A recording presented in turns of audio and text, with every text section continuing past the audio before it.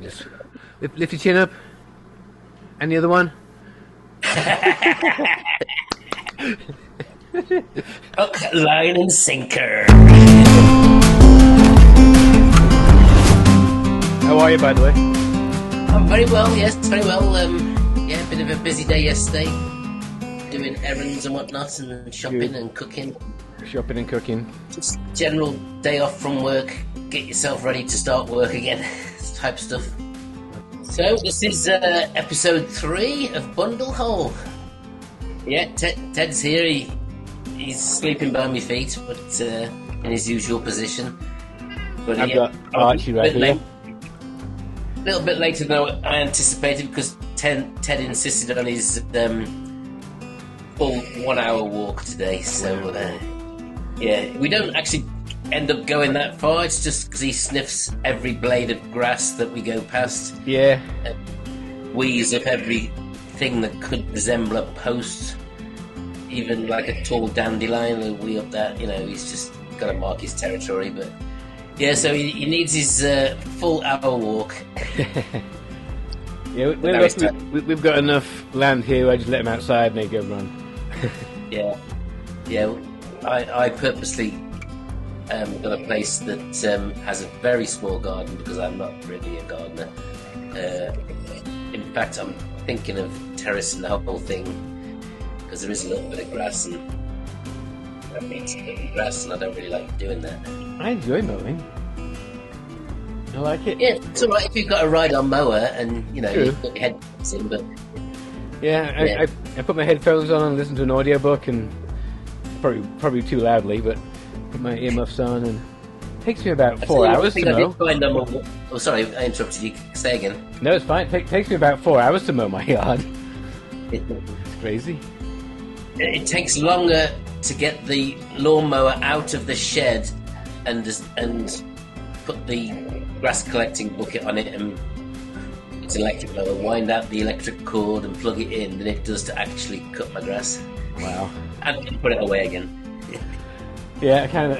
It's one of those differences I hadn't even thought of until just now. It's like, wow, yeah. Yeah, which is fine by me because I'm not a gardener. You know, some people enjoy. I like seeing pretty plants around the place, but don't ask me to be the one that does anything to get them like that. Yeah. I appreciate other people gardening, but my yard is more like it's not really a garden. It's more like a little bit of thin woods. I've got about 60 trees, but they're 20, 30 feet apart. Oh, like an arboretum. Kind of, sort of, yeah. I mean, very, very lucky, I suppose. Yeah. What sort of trees are they? Oh, oaks, maples, and I used to have walnuts, but all the walnuts died. I was looking outside. What, they got some disease or something? Ash borer, yeah. Oh, yeah, all the ash trees died. We had 18 ash trees, I think. Did that take the walnuts as well? No. Some invasive... It's called an ash borer. It's like a little beetle that crawls on the bark, and when the bark... Yeah, kills the tree. What is it like what killed the walnut trees? No, I don't know. I don't think so. I got walnut trees. They're healthy. It's a different thing. This was just ash trees. Just killed the ash. I thought you said the walnut trees were the ones that were gone. No. Sorry, my mistake. I wish the walnut trees are gone. I've got 7 of those, and every year I'm knee-deep in walnuts. And you think, oh, great, I got walnuts. Until you've tried to shuck a walnut, it's like, no, like you need a machine for those things. Just a pair of nutcrackers. Yeah, no, there's a big like husk that's like a coconut on the outside of the nut. The walnut you get in the store is like being processed and it's clean. There's this like black goo that's on the outside, and back in the day here, they used to use that to dye clothes with. That's how stained it is. And like, when I first moved here, I thought, oh, some walnuts. In the first season, I got thousands of them. I put them all in a bucket, and I started breaking them apart, and I maybe got a quarter pound after a day of work, and my hands were completely black. For weeks, they were black, just stained, because I didn't know. Well, there's something I just learned. I did not know walnuts came like that. I thought they probably spent... I'm sorry, I talked over you. I spent like a whole weekend just collecting them and shucking them, and I bet I got half a pound of walnuts. And like you go to Walmart and buy 15 pounds for $15. That's not, I don't know, not much. Can you like put them through a chipper and use them as mulch or anything like that? You know what I do now? I collect them and I put them in a big pile, and the squirrels take them. Oh, okay. I got a lot of squirrels. And does the husk part come sort of rot away naturally? Yeah, it rots away really quick. And actually, what it does, if you leave them sit on your lawn, the chemicals in that spread and kills everything else on the ground. So like the walnuts kind of clear their own area from their own. I'd chop those bloody things down, mate. I'd chop them down. They sound like a right load of hassle to me. Well, have some nice trees. I've only got one that's in the front of the yard where I really clear up. The rest are kind of out in the way. I just leave them. Oh, okay. And that's fine. But like they're also worth a lot of money. A walnut tree's worth about 10 grand. What do you mean? For the lumber, you mean? Yeah. Oh, wow. So like if I get desperate, I cut trees down. Absolutely, there you go. Pay your mortgage off with 3 trees. Ask me how I learned how much that tree was worth. How did you find out how much it was worth? Well, when my ash trees died, I had some professional, what do they call them, arborist, come and cut the tree down. And he cut this one tree down, and it landed in a walnut tree. And it was like 45 degrees. It's like, well, like we've got a tree hanging now. It's like, I can't have I don't know how many 1,000-pound tree just hanging in another tree, going to fall at any moment. It's like, you got to cut the other tree down now. So we cut two trees down. The other tree out of that tree? These are 80-foot trees. And there's one here and there's one here, leaning on it. And like, so at some point it's going to roll out and fall, but I also got a building it could have rolled onto, so like, the other one's got to go so it falls where I need it to go. So, did he charge you for chopping the second tree down? No, he didn't charge me at all, in fact, in the end, for that particular tree, so that was cool. But we got the other tree down, and then I proceeded to chop all the trees up over the next year or so and burn them in my fireplace. And then I learned how much that tree was worth after I burnt it in my fireplace. Did he tell you when he was cutting it down? Didn't mention it. Oh, you'd think he'd want to... I'll take the wood away for you, Harvey. Well, they did say that. It's like, no, I've used it as firewood. They go, okay, and bye. Like, normally they want to take the trunk and leave all the brush. Yeah. Like, no, I'll burn all that. It's all useful to me. Yeah. You should see my cat. So, me and Ted, talking of trees, I mean, this is totally unplanned. Guess what I found when I was going for a walk? Can you see that? No. What is it? Oh, it's a Buckeye. That's what they call them in Ohio, isn't it? A Buckeye. Yeah, it's a Buckeye. Yeah. A conker. I found that hilarious when I came over to visit you. And I think it was Ray that said, "Oh, they're Buckeyes," and I was like, "Yeah, we call those conkers," and he laughed his head off. Yeah, conkers. Yes, you have. Yeah, conquering has died out in England. Kids don't play conkers no more. Only we got to reintroduce that because they did it for the health and safety wombles. Yeah. It's like, what happened to that? It's like, it's dangerous. Yeah. Make kids wear eye goggles to protect them and hard hats and stuff from a bloody conker. God. Don't get me started on health and safety. No, we won't talk about health and safety. We will talk about conkers because I used to love a game of conkers. Yeah. I try to explain to people when it brings, when the subject comes up here, when they bring up Buckeyes, because I'm in the Buckeye state. The whole state's the Buckeye state. The football team's the Buckeyes. It's the conker state. Yeah, they're all a load of conkers. Yeah, it's like, but no, it's like it staggers me that no one's ever thought to have a conker fight in the Buckeye state. Yeah, I mean, Grandad Thorns introduced me to conkers because we. I don't know if you remember that tree that was put by his garage. Yeah. Apparently, Dad had planted it. Yeah, for sure. I remember. You got what are they? Horse chestnuts? Is that what they are? I think that's what they are. Yeah. Yeah, horse chestnuts is the real name. And he planted one when he was a little kid, and it grew massive. And we used to get conkers off it, and around the driveway there. Which Grandad taught me. Get a bit of string, tie a big knot in the bottom of it, drill a hole in your conker, and take it in turns whacking each other's conker. Yeah, that's how it It's rules. last it's the winner, and then that conker, if it was a brand new one, then it becomes a oneer because Exactly. it's beaten one other conker, and the idea was to get us up. I know some kids used to lie and say, "I've got a 50er." Yeah, or a exactly. 60er. I don't think I ever had one more than a 4er or something like that, because once A 2 or 3. they weaken after a while. So five fights and win with it. It's gonna get a little bit weak after each fight, isn't it? There were people who would bake them and soak them in vinegar and all sorts of things like for weeks but you before could- the season. You could spot them a mile off. What do they call them? They called them something. They were called laggies. Laggies, yeah, there you go. But again, yeah, I've got a laggy. You're basically cheating, although I did try it. I bet there's somewhere there has to be a group of like Conker enthusiasts that have a Conker league or something. There must be somewhere. I mean, Well, if maybe there's we not, should do a bit of investigative journalism into that then. in next I'll, week's episode of the Bundle Hole. Or maybe not next week. No, maybe next week. I'm just going to write that down in my little notebook. Investigate content. I have to say, I love my dogs, but 2 dogs is plenty of dogs, and I've got 3. I'd have to say that I love my little Ted, and 1 Ted is enough. Yeah. Yeah, I think, 2 dogs is plenty. Leslie would love to have 2 dogs, but I'm happy with 1 dog. It's, with kids in the house and all that kind of stuff, it's a completely different thing. But just me and 3 dogs, it's like, one of them I could, if he ran away and didn't come back, I probably wouldn't be that bothered. He literally once a week takes a dump in my house. Yeah, well, Not many people ran.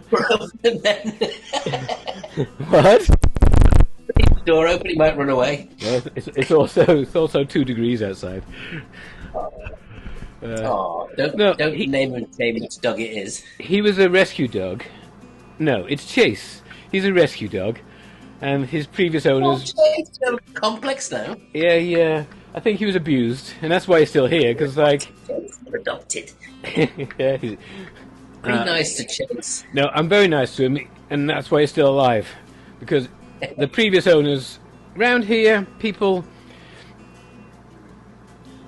around here, they have things called outside dogs. Like, I don't think that's the thing in England.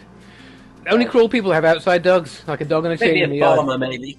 Yeah, farmers, but they're not pets; they're working dogs. Like, Exactly. there's people. I drive down the road, and there's a house I drive by, and there's a dog on a 40-foot chain, and it's 2 degrees. And it's like that's their. That's going to ruin the grass as well. Well, yeah, there's the grass is. They don't have any grass. You know, it's like why have a dog if you know? I know, yeah. Yeah, I don't get it. Yeah. So Yeah, although they Chase are. he's a horrible dog, and he's nasty. He's not a horrible dog. He is. He's horrible. Chase, you're not horrible. He's a poodle, and like, I spend more money on cutting his hair than I do on mine. Oh, considering you spend about $3 a year on yours. Yeah. That's not saying a lot, is it? Actually, the last haircut that Chase got, I did. So he's a little bit patchy. You're so cruel to that dog, poor thing. I'm not cruel. Right, so I've made some running notes. Have you got them there at hand by any chance? I can find them real quick. Yeah, well, I prefer to having a hard copy personally. It's all well and good having this technology, but nothing beats a piece of paper as far as I'm concerned. You know what I think with technology? It's like, I remember your old Toyota had the automatic seatbelts? Oh yeah, that was rubbish though, wasn't it? I was genuinely excited about experiencing that in America because it wasn't a thing in England. And like, and the first, it was like, one of a major disappointment is like, the bell goes, which is too long, and then you have to pull the bit across your lap. I'm like, I'm still doing the same thing. It just takes longer now. Yeah, exactly. It's like, so technology for the sake of it, no. No, that was absolutely rubbish. I hated it, and I couldn't wait to sell that car and get another one. Yeah, it's well, Mainly for that, but it was a good. The actual Toyota was all right. It was a good little car to run around in. yeah. I think they've been banned now. Those automatic seat belts. Yeah, people used to strangle themselves getting out. Yeah, well, they didn't put the bit on. The bit would come over your shoulder, but then they wouldn't put the lap part on. You Yeah. know, and so they basically literally strangle themselves. Anywho, we digress. Yeah. So, first topic on the agenda: World War Two. We should get that knocked off in about 15 minutes, I reckon. Yeah, I have a friend here. He always fantasizes. It's like he's a World War One buff. He's always like, oh, "I'd love to go back in time. It was a much better time." I'm like, are you crazy? Like, are you crazy? Well, I was going to go back in time. It would probably be to the 80s. Yeah. I certainly wouldn't go back to the war periods. No, Not for the long. 30s, 40s. Well, early 30s might have been all right. 40s, you got the war. 50s, you got Shut up, Teddy. I should quite he shuts up when I say that. Yeah. So where was I? Where did I get to? I forgot to listen to the dog. Yeah, no. The 50s was just after the war, and there was still rationing, and everything was still grey. The 60s was starting to liven up a bit, and kids had a bit of money, but it was still. The 70s was all strikes and everybody fighting each other politically, and it sounded horrible. The late 70s were alright because I remember them a little bit, but Yeah. when I was in my 20s, the 80s was just perfect. It was great. You could do what you wanted, go where you wanted. Yeah. No one knew where you were.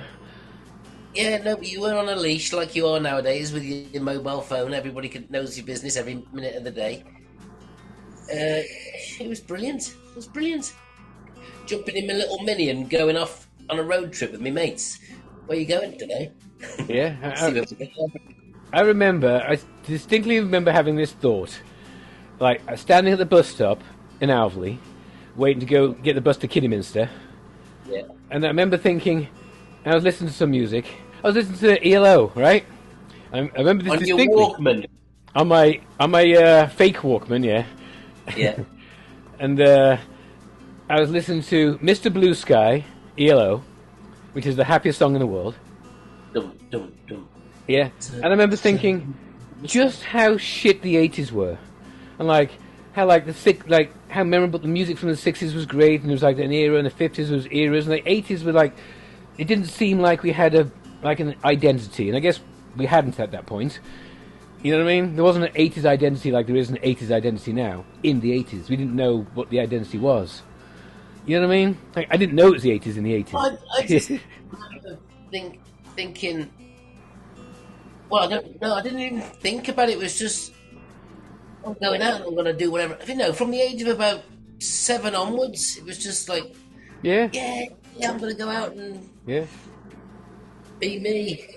I'm going to see who's playing. Yeah, go and knock on one of your mates' house doors, and if they weren't coming out, that was fine, and somebody else would. Yeah, exactly. I remember the one whose initials are AT. I'm not allowed to say names. He and his family would never be up before noon. Really? He'd open the front door at 8 o'clock in the morning. His mum would shout out the window, "Bugger off, we're not up yet."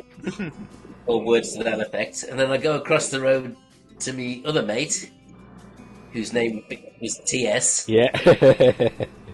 They lived opposite each other on the same road. Yeah. And I'd knock on his door, and his mum would come in and, "Oh, we're just having breakfast. Do you want some?" Yeah. Yeah. That's it. "Well, I think we're having scrambled egg this morning." "Yeah, I'll have some scrambled egg. Yeah, cheers." That was how it was. I always remember you telling me about TS.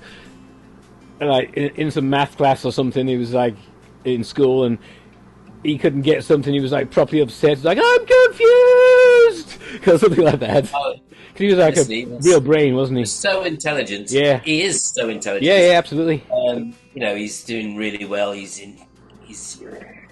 got his own business, doing algorithms for people like us, basically. Of course he is. Yeah, no, he's super brainy. Yeah, But the thing was, he was hilarious as well. yeah. He was such a great mate to have, but I couldn't keep up with him in maths or anything like that. No. I wasn't even in the same classes as him. He was in the mega brainy stream, and I was in the could do it if he really put his mind to it stream. I remember once we went swimming on a Monday night, and he came with us once on one of those times, and we stopped to get fish and chips as we always did. And like I was sat doing this, nom nom nom nom nom with chips, like 1, 2, just eating them like that. Like I don't know why, but and TS was like, "Wow!" Like he was just stunned, like, "Look at you!" And like, "Nom nom what? Nom nom nom nom." Had some stolen ones, so nom nom nom. It was like I was eating weird for sure, but like I don't know. I remember that he was like just like, "Wow." Is very, very similar to you in the respect that he loves his logic and maths and physics and science, and he's definitely in that area of the bell curve that is engineer type person. Yeah. They love things and how they work and all that kind of stuff, rather than people. Well, which is I'm flattered to be compared, but yeah, he's a brain compared to me. Yeah, obviously he's super brain. Well, not obviously. Well, I obvious to you, okay. Know him. We both know him. Yeah, and he's intelligent. In fact, I should give him a call. I haven't spoken to him for absolutely. quite a while. And the other fellow across the street, he was smart. I worked with him for many years. Yeah, he wasn't smart, or he didn't seem smart when we were in school. He was in remedial classes. Yeah, but like yourself, he found what he was good at. Yeah, that's when he was able to flourish as a human being. Yeah, but he was not good at English, and he was all right at maths, but he probably had a bit of dyslexia or something like that. For sure. For sure. But, once he found his niche, he was away. He was a good lad. Yeah, I think him and I were very similar in like. Actually, he was your best mate. Him and the other guy. He was my best mate at school. Yeah. Like I became pretty good friends with him because I worked with him for years, and like. Yeah. I've literally lied on top of him, in a pit trying to wire something. We slept in the same bed, and on work jobs we slept, head to toe in the same bed. Yeah, well, going away as contractors, you get a per diem. Yeah. Sleep in the same bed, you get a bit of extra money, don't you? Yeah, that's what we did. Well, I don't think we got the per diem. We weren't really aware of what we were entitled to. It was like, here's a hotel room, you got to share a room. Oh, I see. Yeah, and we're both, sounds like... Yeah, I was 19, he was like 23 or something, Yeah. So we just how long did you work there for? You worked there for a few years, didn't you? Oh, I was there for 5 or 6 years, yeah. Yeah. And then Andy went off and started his own company. Yeah, he was at Deval before me. As far as I can tell. I think he's got his own. I spoke to him a couple of years back. Yeah, I spoke to someone else. Why is my microphone showing up all of a sudden? I don't know. Weird. Yes. Yeah. Anyway, we started off talking about the war, and now we're talking about... Yes, that's World War II sorted. That's World War II taken care of. What I was aiming to sort of steer the conversation towards was basically what we've just demonstrated, where 40 years ago was 1985. Well, 41 years ago, technically, but 40 years ago, 1985, and we reminisce that. It's in living memory. Which, 5 minutes we ago. were young and free and could do what we wanted, and we hark back to that as a good time in our lives. And if you think about it, I mean, we have briefly discussed this, but when we were in 1985 and our grandparents were telling us about the war, that was 40 years ago. Yeah. In memory to them, they were reminiscing about the war as we were reminiscing about 1980s. And I didn't really realise that until quite recently. How close the war was. I mean, Yeah, it was. it was far removed from our lives, apart from grandparents telling us about it. But it wasn't that long ago. It's only a few years. It only ended a few years after I was born. For crying Right, out loud. exactly. What, 69? 68, yeah. 68? So it's not that long ago, is it? No, not at all. No, it's a blink. Like, 85 was, like I got vivid memories of at the bus stop listening to a track. It's like, that's 5 minutes ago. Yeah. It's like... Yeah, I know. I mean, our grandparents all did their part in the war. Nan Thorne, she was a land girl. Are you familiar with that? No, I didn't know she did that. I mean, I've seen this TV show. Yeah, she. I mean, some units were like going and helping farmers and stuff like that, but she actually worked for the Forestry Commission. They were called the Women's Timber.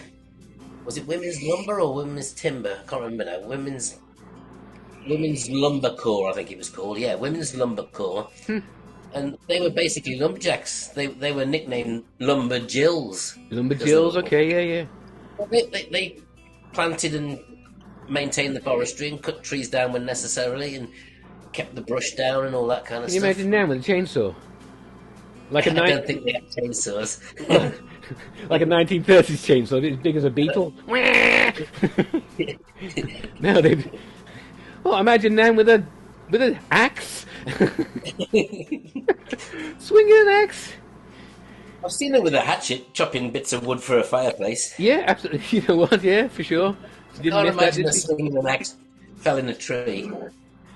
But apparently that's what they all did. Yeah, drove tractors and all sorts of stuff and lorries with wood on the back of it, all that kind of stuff. Because the men were away fighting the war, so somebody had to do it. So, yeah, it's it's fascinating to think about. The war wasn't fought just by soldiers, obviously, taking nothing away from anybody that actually fought, but there was also the home front as well, Yeah, for women sure. working in factories and just taking the place of all the men that were missing, overseas fighting or on the seas. Yeah, it was mad. I mean, we didn't have rationing in the 80s. I mean, there wasn't so much choice, but just because I suppose corporations hadn't exploded so much. I mean, I didn't know what spaghetti was until I was about 12. Right. We knew what boiling the bag. Bread for the first time. Yeah, well, I don't remember it the first time, but I remember it. Yeah. Oh, I remember boiling the bag fish. Oh, that was a vile, wasn't it? Oh, with I could smell it. Yeah. And the texture was horrible. Boiling the bag fish. Ugh. Yeah. Well, it was inexpensive, wasn't it? It was like, It was part of a balanced diet, I suppose. But oh god, it was horrible. Yeah, not a big fish fan. Unless it was like fish fingers and chips. Fish fingers, chips and peas was a good tea. I like that. Fish fingers. Yeah, the processed stuff. Yeah, I guess the boil in the bag stuff was nasty. What was the sauce? That was the worst thing. Wasn't so much the fish itself. Supposed to be parsley sauce or something. Parsley. Yeah. Fucking which parsley. Is basically,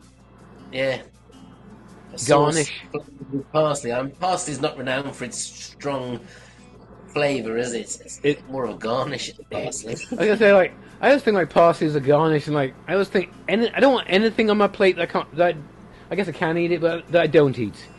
I don't want. It doesn't taste horrible. It's just. There's a few exceptions of things it's a little bit like grass. Yeah. There's a couple of exceptions of things I'll put on my plate that I'm not going to eat, like a T-bone, things like that. But I don't want any fish heads. Don't put any grass on there that's just to look pretty. You know what I mean? Don't put it on a plate if I can't eat it. I'm not bothered about a fish head. I'll eat a fish with a fish head on it. I'm not bothered about that. If a meal was put in front of me and there was an eyeball on it, I'm not hungry now. Nope, I'm not hungry. It'd be different.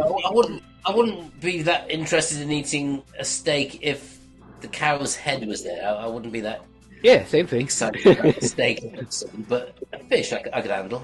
You'd eat like a rainbow trout, just whole? Yeah, I could eat that. No, no, Yeah, I could. no, Oh, not eating have that. you had rainbow trout? Oh, fresh out of the river. Oh, Yeah, but like I cut all the bits off that I'm not going to eat. I yeah. Again, don't understand why you put its eyeball on the plate if I'm not going to eat it. Gets on the plate quicker. I'll wait. I'll wait. Yeah, I mean, I'm not bothered if there's no head. I just like, The head's not there, I'll still eat it. what else? You know, there's other things that I don't know. Chicken wings. Don't get chicken wings. Like 80% bone. No, just give me a piece of chicken and leave the bone out of it. Oh, yeah, no, I'm with you on chicken wings. However, if I was to come to the United States and have some buffalo wings, Yeah. but with a few nice cold beers, Yeah. I would probably eat 20 or 30 of them over the course of a few hours. I would get the boneless wings, which are basically fancy chicken nuggets. And they taste but exactly the same. I'm not one for messing with things with my fingers, but there's a time and a place. And if I Yeah. was drinking beer with my brother in Ohio in some little local bar, and all the food they did was chicken wings, which a lot of places are like that, I would have some chicken wings. Like, I guess it's not the. See, now that I'm thinking about it, a rack of ribs would be, I'd murder a rack of ribs.